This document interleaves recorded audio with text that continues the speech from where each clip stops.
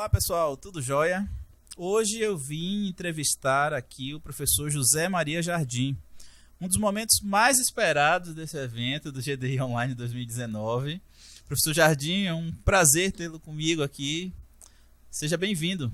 Prazer é meu, um grande olá a todas e a todos. É muito bom estar participando desse evento. Perfeito, perfeito. Eu vou fazer uma breve apresentação aqui do professor, dessa extensa e profícua trajetória do professor Jardim.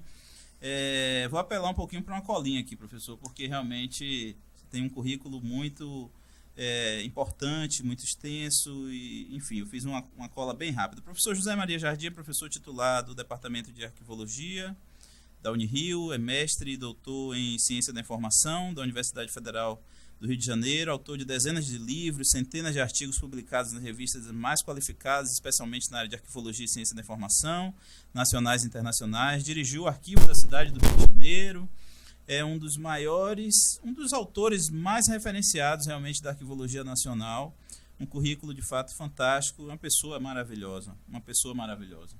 Então está sempre disponível, né, apesar da sua extensa agenda, sempre à disposição. Então, no momento, o professor desenvolve pesquisa intitulada Governança Arquivística Contemporânea, Trajetos e Configurações das Políticas e Sistemas Públicos de Arquivos no Brasil, sob novos cenários sociais e informacionais. É bolsista, né, de produtividade, CNPq, é graduado em História pela Universidade Federal Fluminense, mestre e doutor em Ciência da Informação pela Universidade Federal do Rio de Janeiro, professor do programa de pós-graduação aqui da Fundação Casa de Rui Barbosa, onde estamos hoje. Enfim, tem uma trajetória realmente muito, muito importante, né? E eu demonstro aqui o meu carinho, de fato. O senhor já aceitou alguns convites loucos meus, assim, na Bahia, no Simpósio Baiano de Arquivologia, encontros e tudo mais. Então, assim, eu fico muito feliz com seus aceites. Eu que agradeço. Eu vou começar fazendo uma primeira pergunta para o senhor, sobre sua trajetória. Eu queria que você contasse um pouco dessa trajetória que fica nessas entrelinhas aí do que eu falei, né? Essa minha trajetória, ela tem uma base fundamental durante os meus anos de graduação, nos anos 70. Eu fiz graduação em História e já no segundo ano comecei a trabalhar na área de documentação, no núcleo de documentação da universidade, no CPDOC, e também tive a sorte de ser bolsista do professor José Honório Rodrigues, que foi diretor do Arquivo Nacional. Então, a primeira vez, por exemplo, que eu fui ao Arquivo Nacional para fazer um levantamento para o professor José Honório, eu fui com todos os indicadores de quem conhecia profundamente o Arquivo Nacional. Isso foi uma tremenda sorte. E essa relação com atividades na área de documentação foi se intensificando. Imediatamente depois da graduação, eu fiz o antigo CDC do IBIC, a especialização em Ciência da Informação, o que, na época, era muito inusitado. Alguém fazer história e ter uma especialização em ciência da informação. E isso me ajudou a ter um perfil que coincidiu, no início dos anos 80, com algumas demandas que foram surgindo na área e, num dado momento, especialmente, o projeto de modernização do Arquivo Nacional, do qual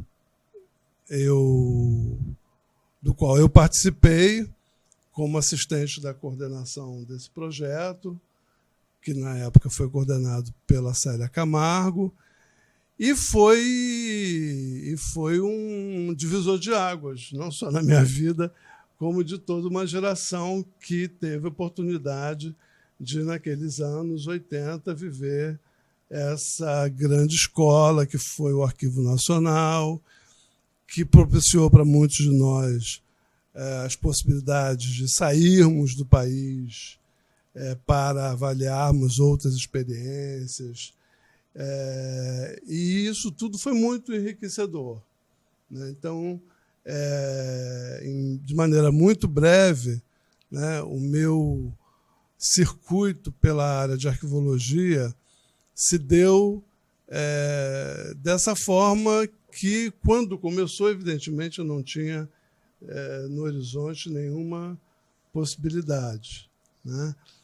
E isso foi se solidificando cada vez mais ao longo do tempo. E mais tarde, já no início dos anos 90, quando eu saio do Arquivo Nacional e vou para a universidade, coincidentemente, no mesmo ano que vou para a direção do Arquivo Geral da cidade do Rio de Janeiro. E, a partir daí, várias possibilidades que a universidade oferece foram se abrindo, e isso foi muito, muito, muito rico. Que bom, professor. Que legal. Falando dessa trajetória, e aí entra a questão da sua produção, né? Quais as obras o senhor considera assim, mais relevantes da sua produção? Eu sei que aquele livro Transparência e Opacidade, muito lido, né? E em vários países, inclusive o sistema político, sistemas públicos de arquivo também.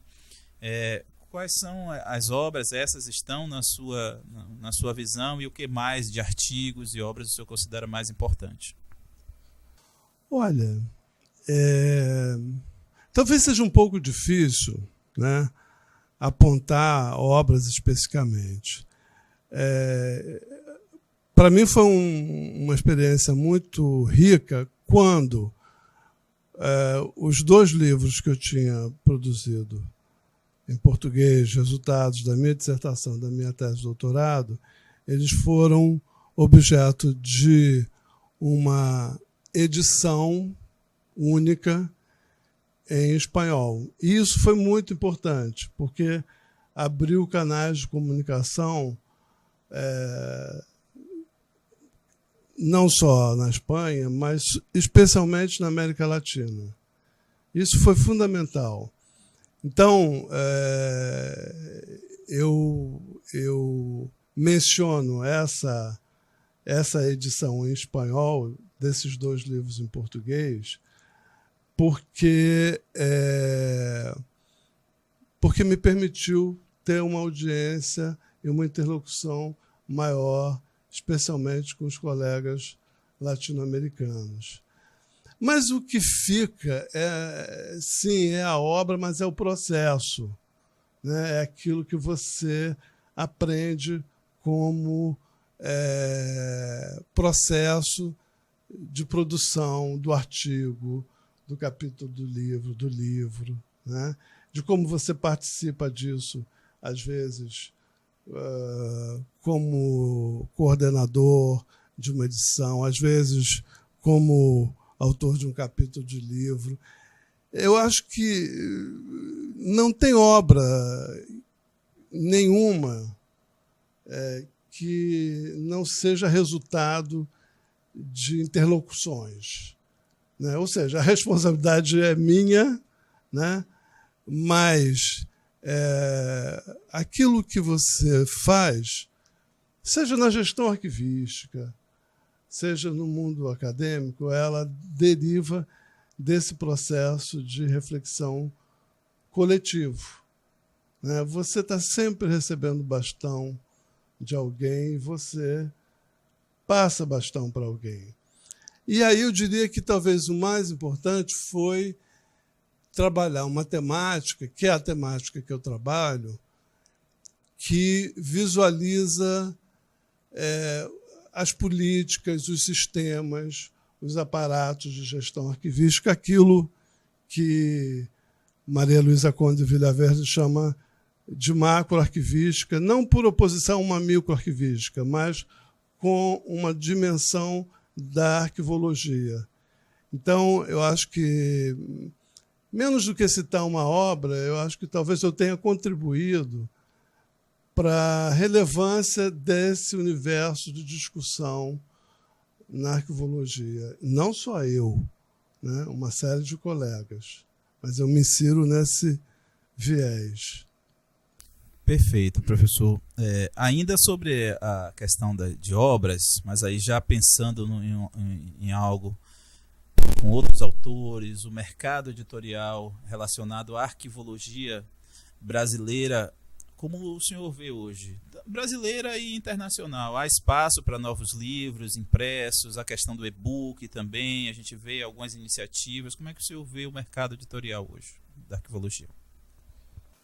A minha análise sobre isso é mais impressionista. Eu não tenho uma pesquisa sobre isso. Mas, na minha experiência, fica muito evidente que, por exemplo, os livros de arquivologia eles têm uma demanda significativa. Eu não estou nem falando daquele tipo de livro, arquivologia para concurso, né? Eu estou falando do livro que resulta de teses, dissertações, e que, isso é um fenômeno razoavelmente recente, ele é consumido na formação do profissional e também serve à pós-graduação, ainda que o artigo científico tenha o relevo que tem. Mas na arquivologia, no Brasil, a gente viveu, talvez mais do que em áreas afins, esse fenômeno da publicação do livro.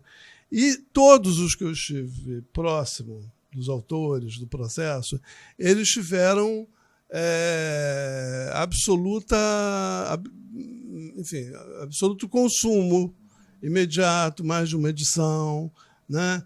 Então, eu acho que tem um mercado para isso, né? Recentemente, o pessoal daquela editora do Ricardo Sodré da Bahia traduziu um livro fundamental, que é o Multiverso Arquivístico, né? Então, eu acho que a gente tem espaço para traduções de livros importantes, a gente tem espaço para autores nacionais. Acho que talvez o e-book, né, por uma série de razões que vão desde da ecologia até ao preço que pode ser menor do que o livro físico, acho que ele é uma tendência forte, né? A gente tem uma produção científica significativa na área no Brasil. Eu acho que a gente não tem esse dado, mas acho que a gente lidera isso em termos de América Latina. E eu espero que isso possa ser ampliado. Nós temos poucos periódicos na área, né? Muito poucos, isso é insuficiente, mas isso não impede, né, a publicação de artigos de interesse arquivístico em áreas afins. Então, eu acho que tem um universo grande, significativo, receptivo, não só para a publicação científica via artigos, revistas, mas também para os livros. Eu sinto falta, por exemplo, do livro didático. Como você tem o livro didático em economia, eu acho que faz falta o livro didático com lastro, bem feito, para cursos de arquivologia. Isso a gente não produziu ainda. E temos muita massa cinzenta para fazê-lo. Isso eu tenho certeza que, se a gente produz um bom livro didático, ou não um só, mas isso pode ter mais de um, a gente tem certamente um público leitor e consumidor para esse tipo de obra. Perfeito, professor. Aí, pessoal, uma dica do professor Jardim. Vocês que estão assistindo e são profissionais da área, têm esse mercado amplo, né? Professor, me fale um pouco dos seus projetos atuais, o que é que você anda fazendo. Então, você disse que eu sou professor titular da Unirio. Eu não sou mais porque eu me aposentei, mas eu me aposentei da universidade, mas não me aposentei da arquivologia, né? Não somos exatamente mais casados, mas somos bons amigos. E eu continuo até fevereiro a desenvolver esse projeto sobre governança arquivística, para o CNPq, que se insere nessa linha de discussão do que eu chamo de macroarquivística, e venho atuando aqui como professor colaborador no programa de pós-graduação em Memória e Acervos da Unirio, que é muito interessante, porque tem uma perspectiva bastante interdisciplinar. No momento, eu estou ministrando uma disciplina exatamente sobre esse tema, governança arquivística. Tem uma demanda, uma participação de alunos ótimos. Então, eu venho finalizando esse projeto, com a ajuda também de alunos da graduação que são super participativos, e pretendo dar continuidade às reflexões e a pesquisas nessa área, sobretudo gestão arquivística, que eu acho que a gente tem um vazio na produção de conhecimento nessa área, não só no Brasil, né? Por alguma razão, que eu não consegui entender ainda, o arquivista escreve pouco sobre o processo de gestão, quando ele é um gestor, né? Então, isso acaba sendo um problema na graduação, que até pela lei de arquivo, pela lei que regulamenta a profissão, o arquivista é um gestor, mas essa dimensão gerencial, político-gerencial, é pouco contemplada na formação dele. Eu falo isso por uma vivência. Quer dizer, o que me deixou muito consciente disso foi exatamente a vivência na gestão de arquivos, né?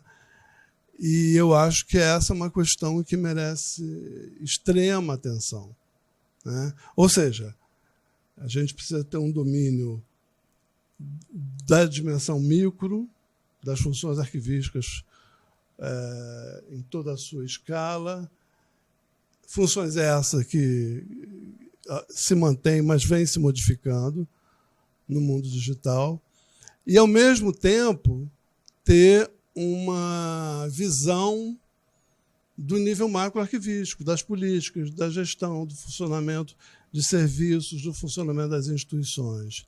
Essas duas dimensões, elas estão intimamente ligadas.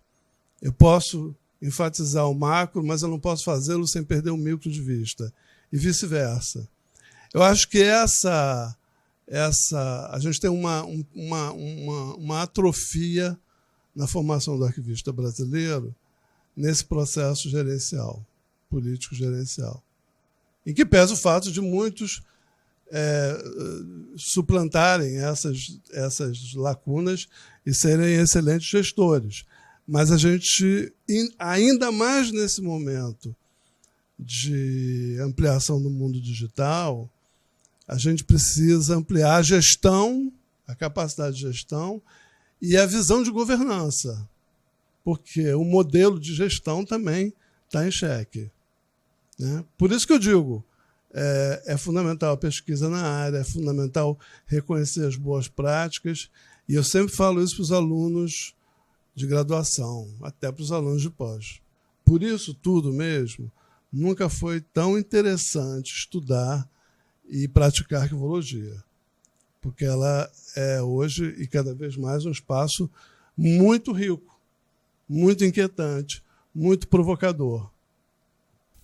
Perfeito, professor. E então, os programas de pós-graduação, tanto acadêmicos como profissionais, os mestrados em arquivologia, poderiam corroborar, contribuir com essa, digamos, essa ampliação de pesquisas na área, né? O senhor teve a experiência na Unirio, no mestrado, em arquivologia, mas assim, as iniciativas são poucas nessa área. Eu queria que o senhor comentasse um pouquinho da sua experiência e como fazer para a gente conseguir ter mais mestrados na área de arquivologia. Para além do fato de eu ter participado intensamente do processo de criação do mestrado na Unirio, mas isso foi um trabalho coletivo com os colegas do departamento de arquivologia, eu acho que foi um ganho tremendo para a área. Não porque ele nasce para se colocar em oposição às outras possibilidades de pós-graduação que o arquivista tem, na administração, na história, num programa como esse aqui, que não é um programa específico de arquivologia. Mas ele é importante porque ele é um elemento para a institucionalização da área como campo científico. Você não tem uma área institucionalizada como campo científico se ela não tem pós-graduação, se ela não tem uma associação científica, né? Se ela não tem reuniões de pesquisa, né? Então, isso é fundamental. Por uma série de razões que a gente poderia tocar aqui, mas isso levaria muito tempo. Hoje, né, a maioria dos doutores na área está na área de ciência da informação. Mas isso não vem, de modo algum, impedindo que teses e dissertações de excelente qualidade sejam produzidas. No entanto, eu espero, embora eu acho difícil, a julgar pelo cenário que nós vemos, que haja uma ampliação significativa de mestrados específicos, ou de programas de pós-graduação, melhor dizendo, específicos em arquivologia. A gente tem uma estrutura no Brasil muito consolidada em torno da ciência da informação, uma estrutura institucional, né? Essa estrutura, de alguma maneira, é conservadora, no sentido de que é vantajoso para essa estrutura ter a arquivologia sob esse suposto guarda-chuva. Por exemplo, toda a nossa produção é contabilizada como ciência da informação e não como arquivologia, dentro da estrutura de quantificação e, ao fim e ao cabo, de análise qualitativa das áreas no Brasil. Então, isso é complicado porque essa estrutura, que é uma estrutura que vem lá dos anos 80, ela enseja uma visão epistemológica, ao meu ver, completamente equivocada, de que a arquivologia é uma área subordinada à ciência da informação. Ela não é uma área subordinada à história, nem à ciência da informação, nem à administração. Ela é uma área profundamente interdisciplinar, com diálogos com essas áreas, mas com autonomia no sentido epistemológico, né? E, às vezes, por questões político-institucionais, se elabora um discurso epistemológico para justificar isso. Mas isso é uma jabuticaba brasileira. Tá? E, com isso, eu não quero vilanizar as ótimas iniciativas e trabalhos que são feitos nos programas de ciência da informação. Eu mesmo fui beneficiário disso e dei aulas, né? Mas eu acho que a área, de alguma maneira, vai precisar romper essa situação, não no sentido de uma ruptura dramática, mas vai ter que ampliar um pouco mais as possibilidades, sem necessariamente, enfim, criar um esvaziamento das possibilidades de formação na área de ciência da informação, mas de ter um projeto de institucionalização na área com ampliação da pós-graduação na arquivologia. É difícil, é complicado. Hoje eu vejo que é muito mais complicado ainda do que eu já achava. Talvez não se dê no curto, médio prazo. Não sei nem se vai acontecer no longo prazo. vai depender muito de uma série de circunstâncias que hoje a gente não controla muito, e também de como a própria área, de como quem hoje forma, orienta, ensina, analisa a área junto ao jovem, não necessariamente jovem, mas estou lembrando dos meus alunos com mais idade, mas desse aluno que está ingressando na arquivologia. E que, às vezes, quando ele faz a introdução à arquivologia, algum professor ou professora já diz para ele que a arquivologia é uma sub-área da ciência da informação. Isso é complicado, para dizer o mínimo. Perfeito, professor. Em relação a projetos de arquivologia internacionais, o que é que o senhor está verificando nesse cenário? Destaca algum projeto ou a falta de algo, enfim, a desenvolver agora? Eu acho que a arquivologia está vivendo o que, para alguns autores, é uma segunda volta, né? Teve uma primeira virada depois dos anos 90, com a questão da emergência dos documentos digitais. E agora estaríamos vivendo uma riquíssima segunda virada, que, por exemplo, se expressa em indagações que estão nesse livro, Multiverso Arquivístico, e também num livro que está disponível, produzido pelos holandeses, mas está disponível em inglês, chamado Archives in Liquid Times. Né?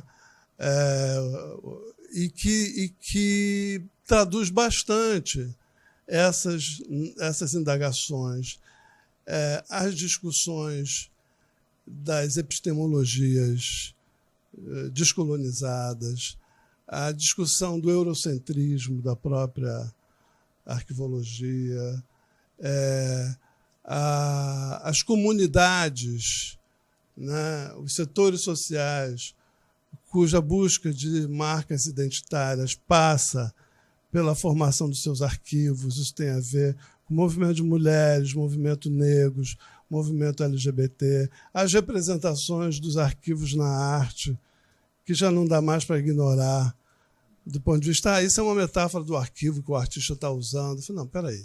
Né? Então, tem uma pauta de temas, né, que é muito rica. O que eu acho é que a gente está perdendo o cosmopolitismo no Brasil.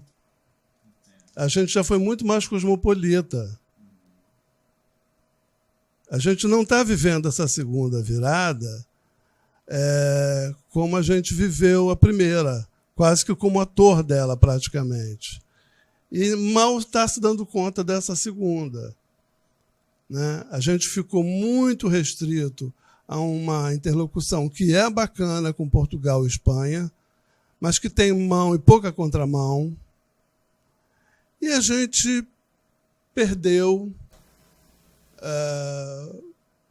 por várias razões, pela própria desenvoltura que o Arquivo Nacional perdeu, pelo fim da Associação dos Arquivistas, que trazia pessoas de vários países, não para a gente receber isso, né, de maneira neocolonialista, mas de ter diálogos, ter trocas, sabe? Então, eu acho que a gente está vivendo um processo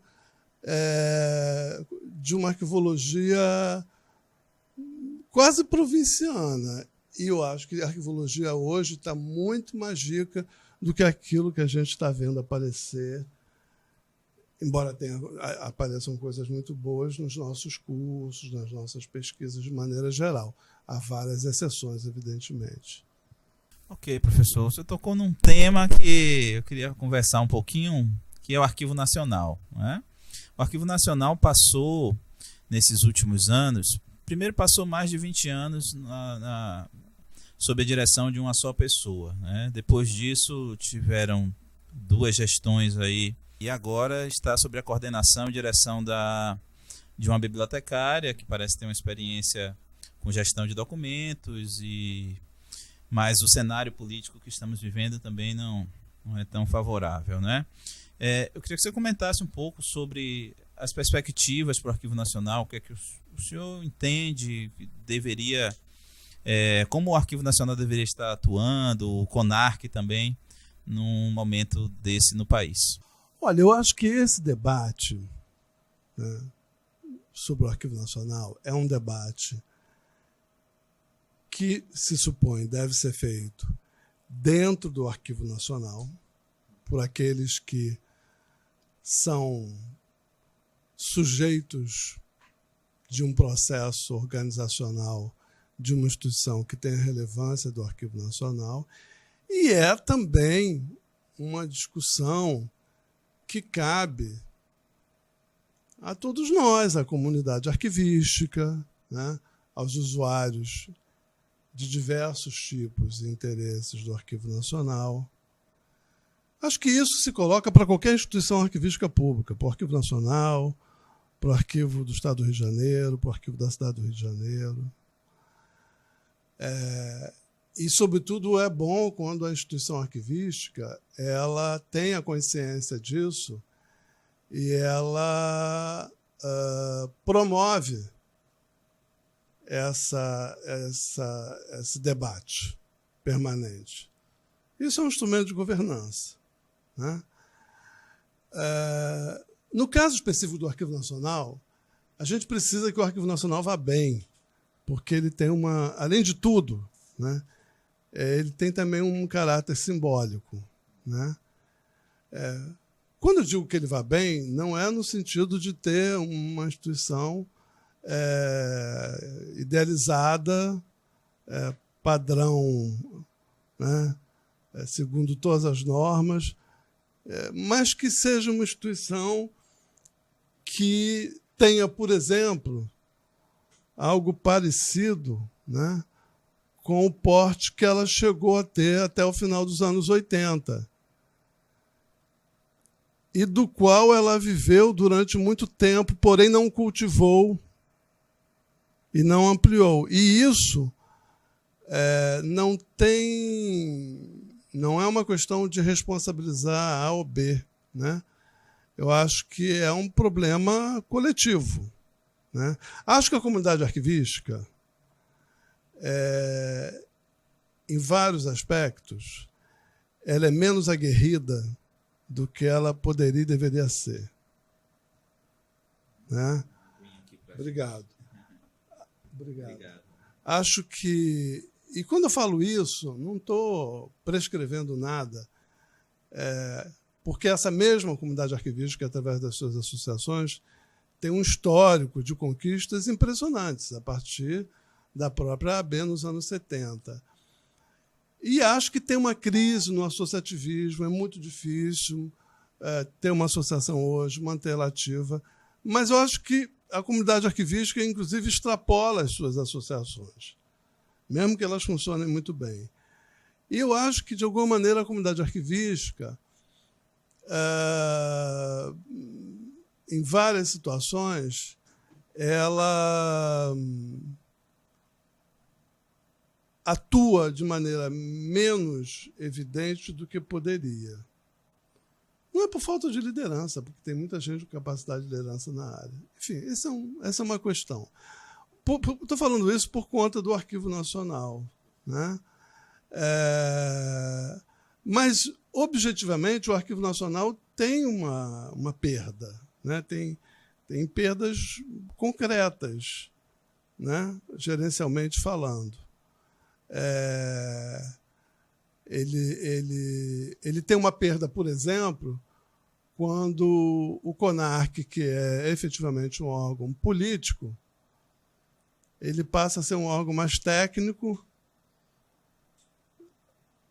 do que político, e muito da excelência técnica do Arquivo Nacional fica periferizada, né? Essa arquitetura que foi sendo estabelecida, né, foi sendo estabelecida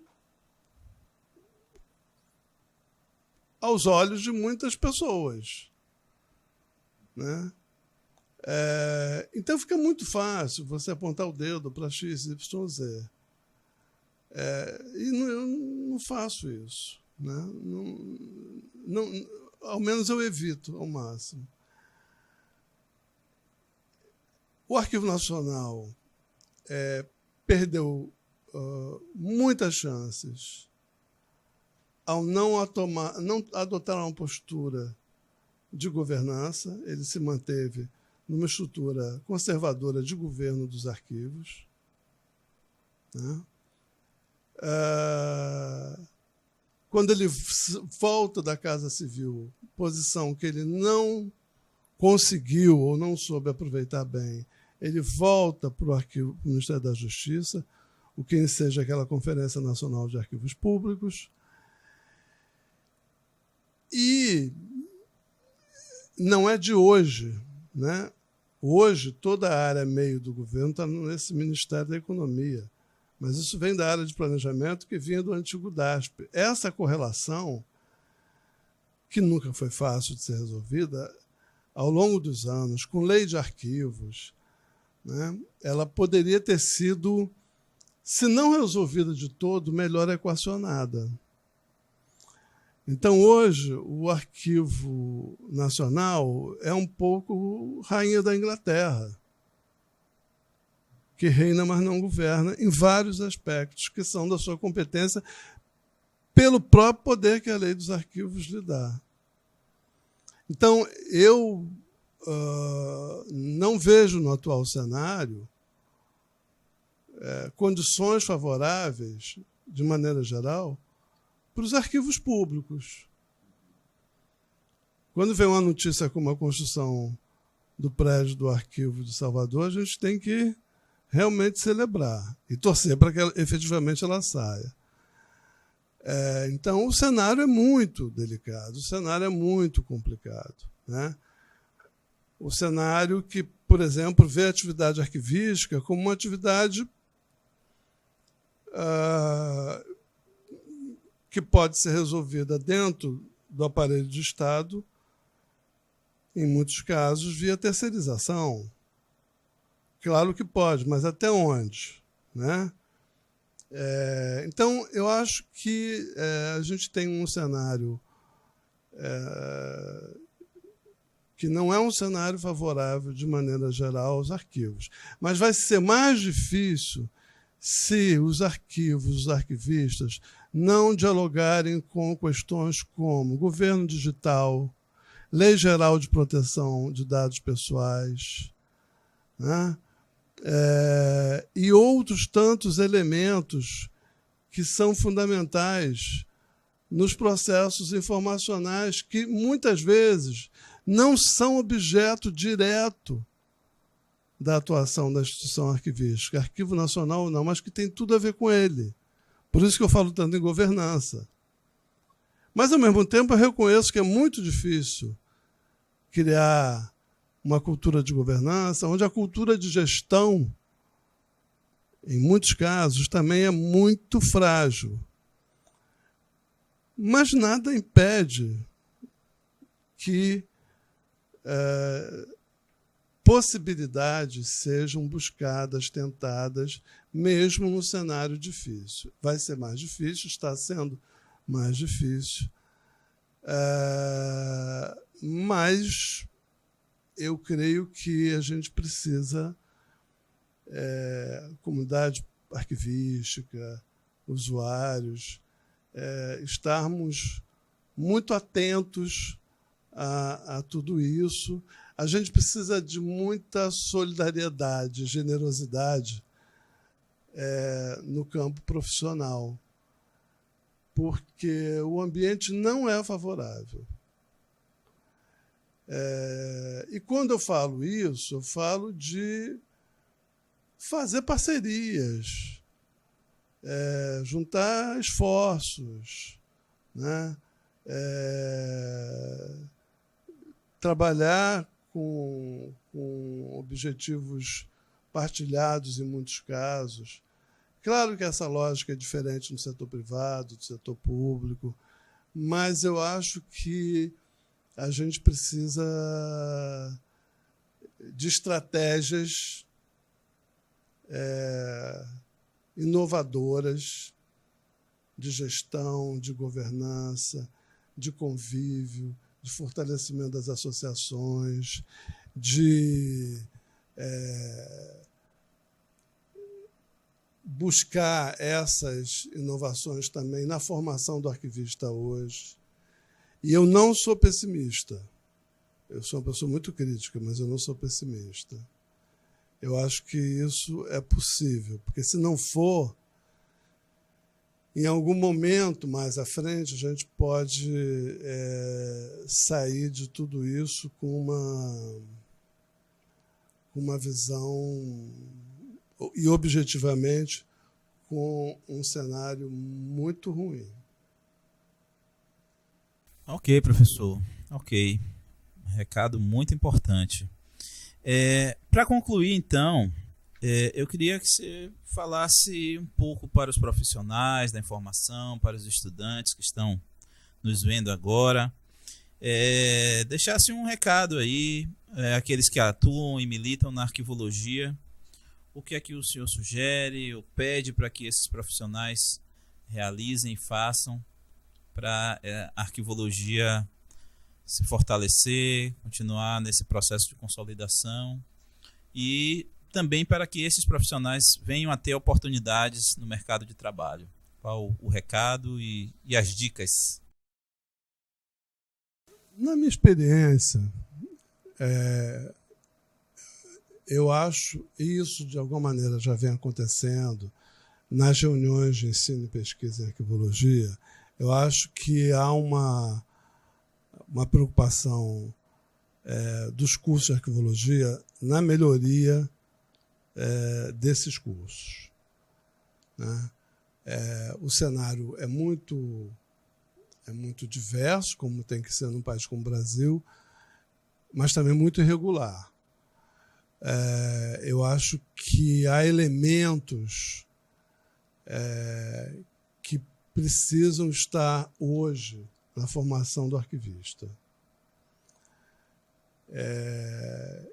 E muitos não estão, né? Deixa eu dar um exemplo muito objetivo, né? E que talvez alguns cursos, eu sei que estão contemplando isso, mas não dá para imaginar hoje um arquivista que saia da universidade sem ter um domínio de normas ISO. Sobretudo agora, né, em que a 15489 foi traduzida pela BNT e a 30.300. O que é isso? Né? Porque essa passa a ser uma demanda muito evidente, né, no mercado de trabalho, mas também é interessante pesquisar isso, né? Enfim, isso tem que estar no portfólio desse aluno que sai hoje, né? Isso ele não pode aprender na pós-graduação. Ao mesmo tempo, eu acho que é fundamental ele buscar especialização ou mestrado em áreas nas quais ele se insere e que ele precise dialogar com o conhecimento de arquivista que ele tem. Às vezes é dentro de um mestrado em arquivologia, ou ciência da informação, ou administração pública, mas isso é fundamental, ou seja, a continuidade da qualificação, a atualização permanente, porque a arquivologia ela vai estar mudando permanentemente. Isso é fundamental. Aí entra o papel das associações profissionais, no caso da atualização, como uma fonte, né, de possibilidades nesse sentido.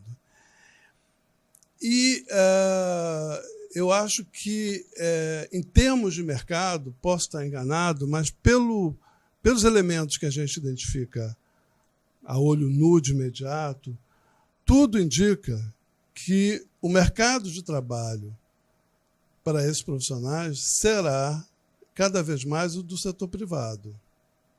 Quando eu comecei a ser professor, era isso, era essa a realidade, né? Até que houve um boom, né, no setor público, muitos concursos, vários arquivistas ocupando espaços que nunca foram ocupados, e isso foi muito importante e é muito importante.